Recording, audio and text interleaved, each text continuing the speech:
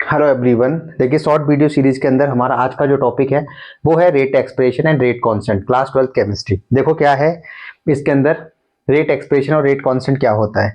हमें रिएक्शन दी गई है ए ए, देखो यहाँ पर रिएक्शन दी गई है A A plus B B convert to the C C plus D T, जहां पर ए और बी और सी और D, A B C D क्या चीज है, यहाँ पर स्टाइकोमेट्रिक एफिशिएंट है रिएक्टेंट और प्रोडक्ट के अभिकारक और उत्पादों के जो रस समीकरण मिति गुणांक है वो दिए गए हमें ए बी सी डी।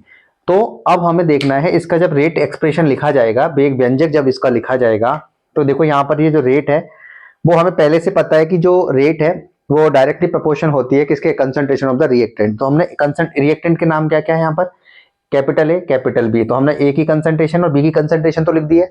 लेकिन अगर हम रिएक्शन में देखें तो यहाँ पे आना चाहिए था ए और यहाँ पे आना चाहिए था बी, लेकिन ऐसा नहीं है, क्योंकि जब भी रेट एक्सप्रेशन लिखा जाता है तो वो बेस्ड होता है एक्सपेरिमेंटल डेटा के ऊपर। मतलब हम रिएक्शन को देख के यहाँ पर पावर नहीं चढ़ा सकते, तो इसलिए यहाँ पर हमने क्या लगाया, इनसे हटके कुछ लगाया है जिसकी वैल्यू मैंने मान लिया एक्स और ये है बाई। मतलब जो रेट ऑफ रिएक्शन है डायरेक्टली प्रोपोर्शनल ए की पावर एक्स और बी की पावर बाई। जैसे ये प्रोपोर्शन हटेगा तो यहाँ पर आएगा एक कांस्टेंट जिसको बोला जाएगा रेट कांस्टेंट।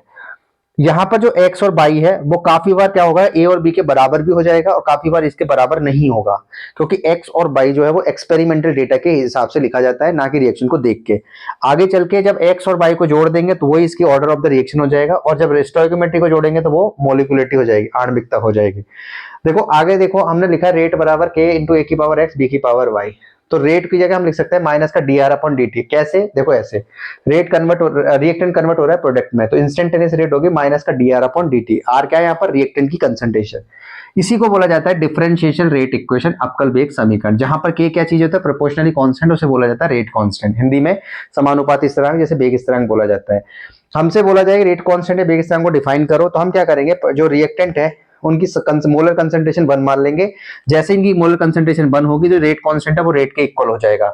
मतलब अभिकारक हो कि सांता अगर इकाई, मोलर सांता इकाई हो, तो जो अभिक्रिया का वेग है वो इसका वेग स्थिरांक कहलाएगा। Molar concentration of the reactant is 1, then the rate of reaction is known as rate constant. Thank you.